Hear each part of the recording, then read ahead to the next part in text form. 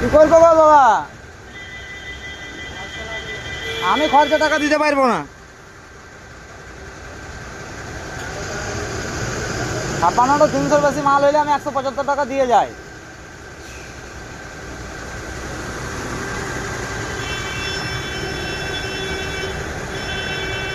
তুমি কাঁটা করলাও এমবিআই কে দিয়ে দাও, আমার কোনো আপত্তি নাই।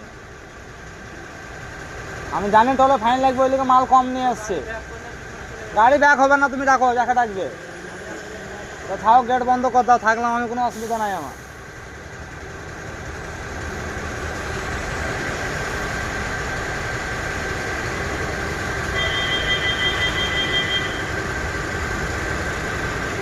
ওখানে আরসি বুক দেখাইছি, আর দেখাইছি, চালান দেখাইছি।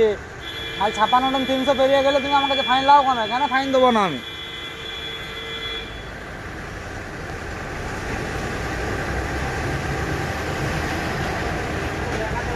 হ্যাঁ, আরে ছাড়, তুমি আমার গাড়ি ওভারলোড আছে, এমবিআই ফাইন করবো তো তুমি এমবিআই কে ডেকে দিয়ে দাও। আমি টোল ফাইন দেবো না, আমার 56-300 মাল থাকবে, তবে তো আমি টোল ফাইন দেবো। তোমার আমি আগের দিন টোলে কথা বলে গেছি, 56-300 মাল বেশি হইলে, 56-300 হইলে 175 টাকা লাগবে। আমি তাও বলেছি 56।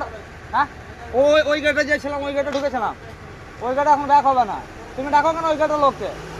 এইটা কি আমার বাইক বটে নাকি আমি যেখানে সেখানে ঘুরিয়ে নেবো? 18 চাকা গাড়ি বটে। এটাকে আমার 2 চাকা বাইক বটে যে আমি এক জায়গাতে ঘুরিয়ে নেবো?